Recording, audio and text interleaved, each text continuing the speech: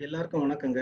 "சேத்துமம் எழுந்திருக்கில் தித்திப்பு நாவிலேறும்." அதாவது நாக்கின் சுவை ஒரு நோயை கணிப்பதற்கு எவ்வாறெல்லாம் பயன்படுகிறது என்பதை பற்றிய விளக்கம் தான் இன்னைக்கு நம்ம பார்க்க போறோம். இப்ப நம்ம நாவை எடுத்துக்கொண்டால், அதிலுடைய முன்பகுதியில் மட்டும்தான் அந்த இனிப்பை உணர்ந்து கொள்ளக்கூடிய டேஸ்ட் பட்ஸ் இருக்கிறது. அதே இனிப்பை நாவின் பின்புறத்தில் வைத்தால் அது அங்கே இனிப்பை அது உணர்ந்து கொள்ள முடியாது. நாவின் பின்புறம் கசப்பு சுவையை உணர்ந்து கொள்ளக்கூடிய தன்மை அந்த ரிசெப்டார் அந்த டேஸ்ட் பட்ஸ் அங்கே இருக்குது. அதே மாதிரி உப்பை உணர்ந்து கொள்ளக்கூடியது இரண்டு பக்கமும் முன் பக்கத்தில் நாவின் முன் பக்கத்தில் இரண்டு பக்கத்திலும் இருக்கிறது. புளிப்பு சுவையை உணர்ந்து கொள்ளக்கூடிய பகுதியானது நாவில் இரண்டு பக்கமும் பின்னம் பகுதியில் இருக்கிறது. அதனால் தான் நீங்க இனிப்பு சுவையை நாவின் நுனியில சீனியை வச்சா உணர்ந்து கொள்ள முடியும். கசப்பு சுவையை நாவின் நுனியில வச்சா கசப்பு தெரியாது. அது நம்ம விழுங்கக்கூடிய அந்த நேரம் நம்ம அந்த கசப்பு தன்மை நமக்கு தெரியுது. நாவில் ஒரு பொருளை வைக்கும் பொழுது ஒரு உணவு டேஸ்ட் பட்ஸ் அந்த ரிசெப்டார்கள்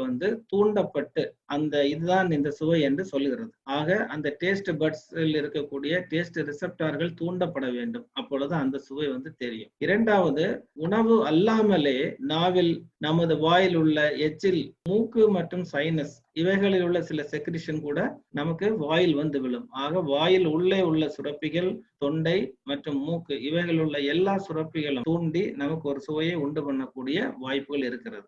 எலக்ட்ரோ கஸ்ட்ரோமெட்ரி அப்படின்னு, அதாவது சுவையை கண்டறியும் மிஷின் அப்படின்னு சொல்லலாம். இதுல ஒரு குறைந்த அளவில் சில எலக்ட்ரிக்கல் இம்பல்ஸ் இதுல உருவாகிறது. இனிப்பு சுவை இவருக்கு தெரிகிறதா, இந்த நரம்புகள் சரியாக வேலை செய்கிறதா அப்படின்னு பார்க்கணும்னா இனிப்பு சுவை எந்த இடத்துல பார்க்கணுமோ அந்த இடத்துல ஜஸ்ட் நம்ம ஒரு பென்சிலை பேப்பர்ல வைக்கிற மாதிரி இங்க வச்சுட்டு சுவையை உணரக்கூடிய டேஸ்ட் பட்ஸ் தூண்டுகிறது. இந்த இடத்துல இனிப்பு தெரிகிறது அப்படின்னு அந்த நோயாளி சொல்லுவார். ஆக சுவையே இல்லாமலேயே நம்மால் சுவையை உருவாக்க முடிகிறது. சுவை ஊட்டக்கூடிய உணவு வாயில இருக்கணும் வேண்டும் என்று அவசியம் இல்லை. அந்த நரம்புகள் தூண்டப்பட்டாலே நமக்கு அந்த சுவையை நாம் உணர முடிகிறது. இப்ப எந்தெந்த நோய்கள்ல இந்த சுவைகள் மாறி இருக்குது இல்ல தெரியாம இருக்குதுன்னு பார்த்தோம்னா, புவர் ஓரல் ஹைஜீன், சரியா பல் வளர்க்காதவங்களுக்கு அந்த சுவை தெரியக்கூடிய பட்ஸ் மேல வேற உணவுப் பொருட்கள் எல்லாம் அடைஞ்சிருக்கனால சுவை தெரிவதில்லை. ஸ்மோக்கர்ஸுக்கு அந்த டேஸ்ட் பட்ஸ் டேமேஜ் ஆயிருக்கும், அதனால ரொம்ப சுவை தெரியாது. ஏதாவது கிருமி தொற்றுகள் வாய் மற்றும் தொண்டை பகுதியில் இருந்தாலோ, இப்ப கோவிட் எல்லாம் இருக்கு, இதுல கூட சுவைகள் அதிகம் தெரியாம இருக்குது. அதே மாதிரி சில புற்றுநோய்கள் இருந்தா கூட இந்த சுவை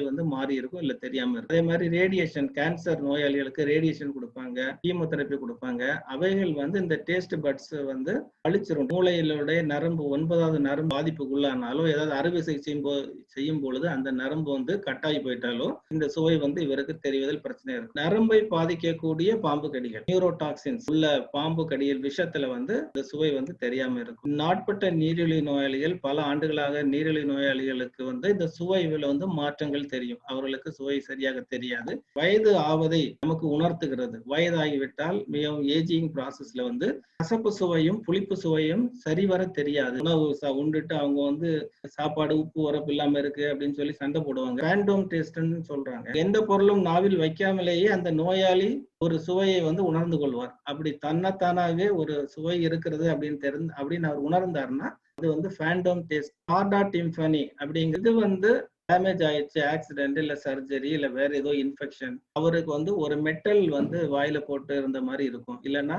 உப்பாவே வாய் எப்பவுமே தெரியும், இல்ல கசப்பாவே தெரியும். கிட்னி டிசீஸ்ல ரொம்ப நாளா இந்த யூரியா இதெல்லாம் உடல் இருந்து கிட்னி வெளியே போகாம உடம்புல தங்கி இருக்கும் பொழுது யூரியாவுடைய டாக்ஸின்ஸ் அதோடைய டாக்ஸிசிட்டினால இந்த நோயாளிக்கு மெட்டாலிக் டேஸ்டோ மெட்டல் மாதிரி இல்ல கசப்பு சுவை அவருக்கு தெரியும். ஆக இந்த நாக்கிலுடைய சுவை மாறுவதை வைத்தே நாம் ஒரு முன்னெச்சரிக்கை எடுக்க முடியும். சில நோய் நமக்கு இருப்பதை நாமே உணர்ந்து கொள்வதற்கான ஒரு ஆரம்ப நிலையாகுது. இது சித்த மருத்துவ நூல்ல என்ன சொல்லியிருக்காருன்னா, வயசாகும் பொழுது சில சுவைகளை அவர் இழப்பார். அவர் இழக்கும் சுவைகளை வைத்தே நாம் எவ்வளவு நாள் அந்த மனிதர் வாழ்வார்னு சொல்ல முடியும். வயது மூப்படைந்தவர் பாவற்காயை வாயில வச்சா அவருக்கு கசப்பு தெரியாம இருக்கும். அந்த பாவற்காய் கசப்பு எப்பொழுது கற்று விட்டதோ அப்பொழுது அதிலிருந்து ஒரு வாரம் அது தாக்கு பிடிக்கும் அப்படின்னு சொல்லப்பட்டிருக்குது. அதே மாதிரி புளிப்பு தெரியாமல் போய்விட்டால் அந்த வயதான நோயாளி 2 வாரங்கள் வாழலாம். சர்க்கரை இனிக்காம போய்விட்டுனா 1 மாசங்கள் வாழலாம்.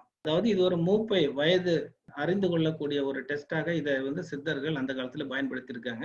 அதே மாதிரி உப்பு கரிக்காம போயிடுச்சுன்னா வாயில 1 நாள் தான் உயிர் வாழ்வார். அதே மாதிரி மிளகு காரமே இருக்காது. காரம் உணர்ந்து கொள்ளக்கூடிய அந்த ரிசெப்டார்ஸ் எல்லாம் போயிடுச்சு அப்படின்னா அரை நாள் தான் இருப்பார் அப்படின்னு. இந்த தோற்பி செய்கையை உணர்ந்து கொள்ள முடியாதவர்கள் அப்புறம் ஒரு நாளையே அதாவது 24 நிமிஷத்துல வந்து உயிர் பிரியக்கூடிய தன்மை இருக்குது. அப்ப சோதனையை அவங்க பயன்படுத்தி இருக்காங்க.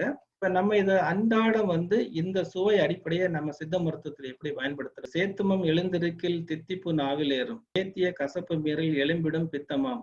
ஆத்திய புளிப்பு மீறில் வந்திடும் வாதமாகும். அதாவது ஒருவருக்கு உடலில் சேத்துமம் அதாவது கபம் அதிகமாகிடுச்சுன்னா நாவில் இனிப்பாக தெரியும் அப்படின்னு சொல்லியிருக்கு. அப்போ ஒருவர் வந்து காலை எழுந்த உடனே நாக்கில் என்ன சுவை இருக்கிறதுன்னு பார்க்கணும். அவருக்கு அது இனிப்பாக தெரிந்தால் அவருக்கு கபம் அதிகமாகிவிட்டது, சேத்தமும் அதிகமாகிவிட்டது என்று அவர் புரிந்து கொள்ள வேண்டும். அடுத்தது வந்து ஒருவேளை நாவில் கசப்பாக இருந்தால் என்ன பண்ணுவது? அவருக்கு பித்தம் அதிகமாகிவிட்டது. ஒருவேளை புளிப்பாக இருந்தால் அவருக்கு வாதம் அதிகமாகிவிட்டது என்று புரிந்து கொள்ளலாம். வாதம், பித்தம், கபம் எது வந்து நம்ம உடல்ல அதிகமா இருக்கிறது என்று தெரிந்து கொள்வதற்கான ஒரு இண்டிகேஷனாக இதை எடுத்துக்கொள்ளலாம். இதை வந்து நம்ம அன்றாட வாழ்வில் ஒரு சுய பரிசோதனையாக கூட இதை வந்து நாம் செய்யலாம். நோயாளிகள்கிட்ட நான் கேட்பேன், உங்களுக்கு வாய் வந்து புளிப்பா இருக்குதா, கசப்பா இருக்குதா, இனிப்பா இருக்குதா அப்படின்னு. அதுல நிறைய பேர் வந்து கசப்பா இருக்குது அப்படிம்பாங்க. அப்போ அது பித்த சுரம்.